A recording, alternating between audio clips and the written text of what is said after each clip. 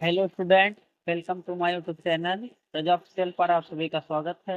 हाँ बच्चों, आज हम फिर एक नए वीडियो लेकर के आ गए हैं जिसमें बताने वाले हैं कक्षा 9 अध्याय 2 का क्या हमारे आसपास के पदार्थ शुद्ध हैं।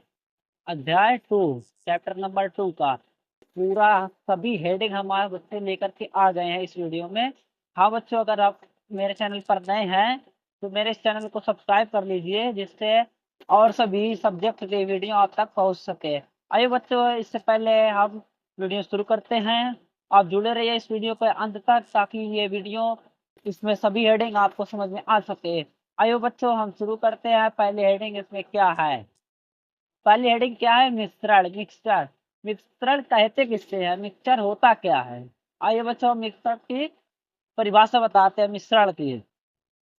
दो या दो से अधिक तत्वों अथवा यौगिकों को बिना किसी निश्चित अनुपात के मिलाया जाता है जिसमें किसी नई वस्तु का निर्माण नहीं होता है, उस पदार्थ को मिश्रण कहते हैं। एक बार फिर से बता दे रहा हूँ।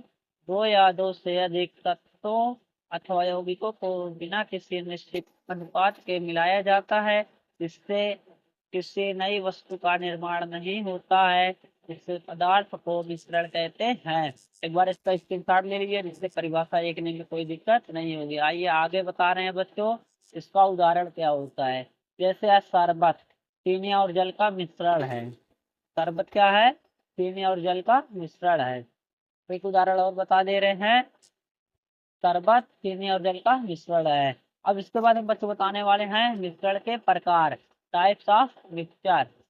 हाँ तो बच्चों, मिश्रण के प्रकार, मिश्रण कितने प्रकार के होते हैं? मिश्रण प्रायः दो प्रकार के होते हैं। कितने प्रकार के? दो। नंबर एक, समांगी मिश्रण, होमोजेनस मिक्सचर। Homogeneous mixture. समांगी मिश्रण की परिभाषा क्या होती है? हाँ बच्चों, वीडियो के अंत तक बने रहिएगा। हम बता रहे हैं समांगी मिश्रण। समांगी मिश्रण क्या होता है? दो या दो से अधिक पदार्थों के दो या दो से अधिक पदार्थों के आपस में मिलने से समांगी मिश्रण का निर्माण होता है। दो या दो से अधिक पदार्थों के आपस में मिलने से समांगी मिश्रण का निर्माण होता है। अथवा एक परिभाषा और है, देख लीजिए। दो या दो से अधिक समांगी पदार्थ के मिश्रण को समांगी मिश्रण कहते हैं। दो या दो से अधिक समांगी पदार्थ के मिश्रण को समांगी मिश्रण कहते हैं। अब फिर बच्चों उसके आगे हम बताने वाले हैं विषमांगी मिश्रण। हेट्रोजेनस मिक्सचर क्या होता है? वह मिश्रण जिसके प्रत्येक गुण वह मिश्रण जिसके प्रत्येक गुण एक समान नहीं होते हैं उसे विषमांगी मिश्रण कहते हैं। वह मिश्रण जिसके प्रत्येक गुण एक समान नहीं होते हैं उसे विषमांगी मिश्रण कहते हैं। हाँ बच्चों, इस वीडियो के अंत तक बने रहिए। बच्चों, अगली हेडिंग है विलय। विलय क्या होता है? विलयन में जो अवयव कम मात्रा में होते हैं उसे विलय कहते हैं। विलयन में जो अवयव कम मात्रा में होते हैं उसे विलय कहते हैं। अब फिर इसके आगे है अगली हेडिंग, विलायक क्या होता है? विलयन में जो अवयव अधिक मात्रा में हो विलयन में जो अवयव अधिक मात्रा में हो उसको विलायक कहते हैं। विलायक क्या होता है? विलयन में जो अवयव अधिक मात्रा में हो उसे विलायक कहते हैं। फिर अगली हेडिंग है विलयन। विलयन होता क्या है? सोल्यूशन। What is solution? विलयन की परिभाषा, दो या दो से अधिक समांगी मिश्रण को विलयन कहते हैं। दो या दो से अधिक समांगी मिश्रण को विलयन कहते हैं। अब मैं आगे बता रहा हूँ विलयन के लक्षण क्या होते हैं, यानी विलयन के गुण क्या होते हैं।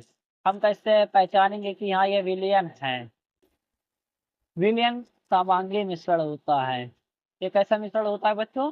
विलयन समांगी मिश्रण होता है।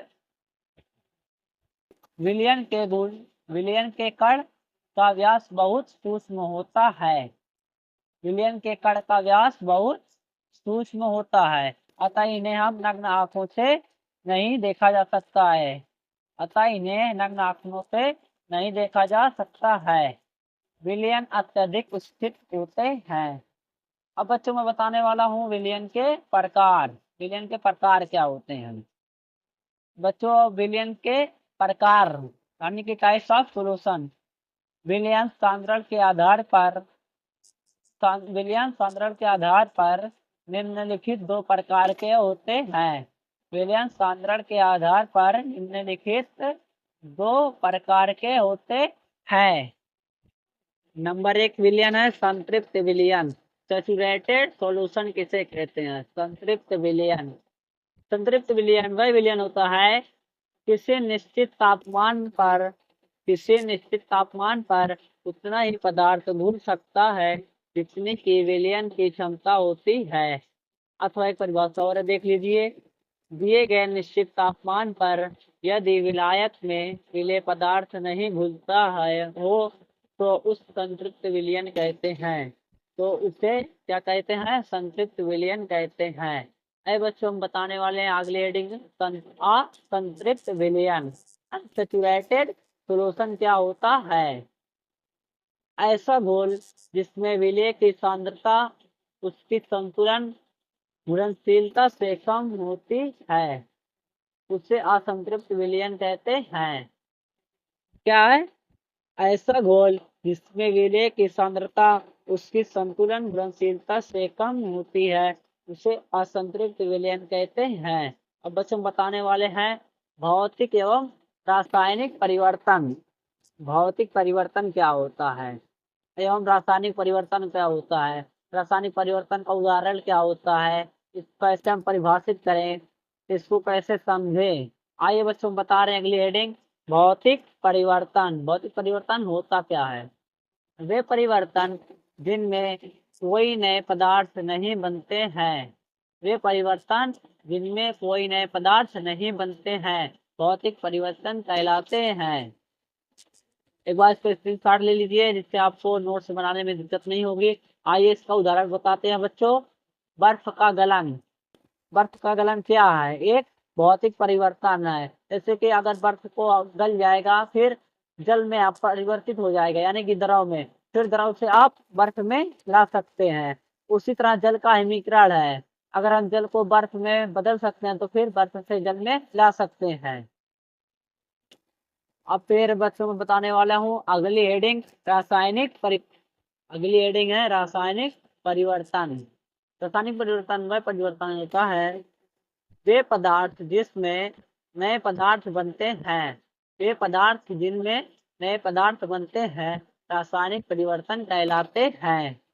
उदाहरण इसका देख लीजिए जैसे कागज का जलना। अब जैसे हम कागज को अगर जला देंगे कागज राख बन जाएगा, फिर राख से हम कागज को नहीं बना सकते हैं। अथवा यह एक रासायनिक परिवर्तन है।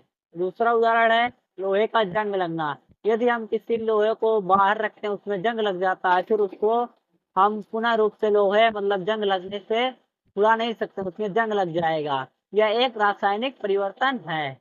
अतः दूसरा उदाहरण है दूध से दही। हम दूध से दही जो बनाते हैं वो रासायनिक परिवर्तन है। दही से हम दूध फिर उल्टा नहीं बना सकते हैं।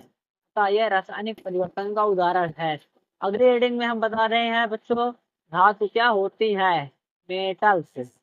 धातु क्या होती है? What is metals? धातु वे तत्व होते हैं जो इलेक्ट्रॉनों को धातु वे तत्व होते हैं जो इलेक्ट्रॉनों को त्याग कर धनायन बनाने की प्रवृत्ति रखते हैं उसे धातु कहते हैं। एक बार इसका स्क्रीनशॉट ले लीजिए बच्चों जिससे आपको नोट्स बनाने में कोई दिक्कत नहीं होगी। आप इस वीडियो में जुड़े रहिए अंत तक जिससे आपको पूरा चैप्टर समझ में आ जाएगा। धातु वे तत्व होते हैं जो इलेक्ट्रॉनों को त्याग कर धनायन बनाने की प्रवृत्ति रखते हैं उसे धातु कहते हैं। जैसे उदाहरण देख लीजिए सोडियम है तो ये Na+ और ये इलेक्ट्रॉन को त्याग रहा है। आपका दूसरा उदाहरण है पोटेशियम। इसमें भी इलेक्ट्रॉन जो है त्याग कर रहा है इसलिए इसमें धनायन की प्रवृत्ति है। अर्थात अब आइए बच्चों हम बता रहे हैं धातुओं के गुण क्या होते हैं। क्या? धातुओं के गुण कैसे पहचानें कि हाँ ये धातु है? ये चमकीली होती है। धातु कैसी होती है? धातुएं चमकीली होती है। दूसरा, ये चांदी जैसी सफेद या सोने की तरह पीले रंग की होती है। ये चांदी जैसी सफेद या सोने की तरह पीले रंग की होती है। ये ताप तथा विद्युत चालक की सुचालक होती है। क्या होती है? ये ताप तथा विद्युत चालक की सुचालक होती है। अर्थात चौथा है, ये तन्य होती है। ये तन्य होती है, अर्थात इन्हें तार के रूप में खींचा जा सकता है। अब तो अगली हेडिंग में बता रहा हूँ, अधातु किसे कहते हैं? नॉन मेटल से। नॉन मेटल होता क्या है? जो तत्व रासायनिक अभिक्रियाओं में एक या एक से अधिक इलेक्ट्रॉन ग्रहण कर ऋणायन बनाने की प्रवृत्ति रखते हैं, उसे अधातु कहते हैं। बस फिर से देख लो, जो तत्व रासायनिक अभिक्रियाओं में एक या एक से अधिक इलेक्ट्रॉन ग्रहण कर ऋणायन बनाने की प्रवृत्ति रखते हैं, उसे अधातु कहते हैं। अगली हेडिंग में बताने इससे पहले इसका उदाहरण देख लीजिए अधातु के। अब मैं बताने वाला हूँ अधातु के गुण। ये विभिन्न रंगों की होती है। ये विभिन्न रंगों की होती है। ये ताप और विद्युत की सुचालक होती है, और जो धातु थी वो ताप और विद्युत की सुचालक थी। ये सामान्यतः भंगुर होती है। इनमें कोई विशेष चमक नहीं होती है। अब बच्चों हम अगली रीडिंग बताने वाले हैं कंपाउंड। यौगिक क्या होता है? हम यौगिक को कैसे समझें? यौगिक की परिभाषा क्या है? बच्चों इस वीडियो के अंत तक बने रहिए। हम बता रहे हैं यौगिक क्या होता है। दो या दो से अधिक तत्वों के एक निश्चित अनुपात में रासायनिक संयोग से बना होता है। दो या दो से अधिक तत्वों के एक निश्चित अनुपात में रासायनिक संयोग से बना होता है, उसे यौगिक कहते हैं। दो या दो से अधिक तत्वों के एक निश्चित अनुपात में रासायनिक संयोग से बना होता है, उसे यौगिक कहते हैं। बच्चों हम अगली हेडिंग में बता रहे हैं निलंबन क्या होता है। व्हाट इज निलंबन? यानी सस्पेंशन किसे कहते हैं, जो कि एक बहुत ही महत्वपूर्ण हेडिंग है। क्या है? बहुत ही महत्वपूर्ण हेडिंग है। आप जो कि ये पेपर में पूछा जाता है, बहुत ही महत्वपूर्ण हेडिंग है, तो बच्चों अच्छे से समझ लीजिएगा। और बच्चों बता रहे हैं निलंबन क्या होता है। वह पदार्थ जो विलायक में अघुलनशील वह पदार्थ जो विलायक में अघुलनशील तथा आंखों से देखा जा सकता है, उसे निलंबन कहते हैं। निलंबन एक विस्मांगी मिश्रण होता है। निलंबन एक विस्मांगी मिश्रण होता है। बस फिर देख लो बच्चों, वह पदार्थ जो विलायक में अघुलनशील तथा आंखों से देखा जा सकता है, उसे निलंबन कहते हैं। निलंबन एक विस्मांगी मिश्रण होता है। बस बच्चों अगली हेडिंग हम बताने वाले हैं कोलाइडी। कोलाइड क्या होता है? यह एक विस्मांगी मिश्रण है। यह एक विस्मांगी मिश्रण है जिसके कणों का आकार इतना छोटा होता है कि उन्हें सरलता से देखा नहीं जा सकता। उसे कोलाइड कहते हैं। एक बार फिर देख लो, यह एक विस्मांगी मिश्रण है जिसके कणों का आकार इतना छोटा होता है कि उन्हें सरलता से देखा नहीं जा सकता, यानी कि उसे नग्न आंखों से नहीं देखा जा सकता है, उसे कोलाइड कहते हैं। तो हाँ बच्चों, इस वीडियो को यहीं पर खत्म करते हैं। मिलते हैं अगली वीडियो में। अगर आप मेरे चैनल पर नए हो तो मेरा चैनल सब्सक्राइब कर लीजिए, जिससे और वीडियो आप तक पहुंच सके। हाँ बच्चों, अगर आपको जिस भी सब्जेक्ट की जिस भी क्लास की वीडियो चाहिए, आप कमेंट बॉक्स में कमेंट कर सकते हैं। मिलते हैं अगली वीडियो में। आप सभी बच्चों का बहुत बहुत धन्यवाद।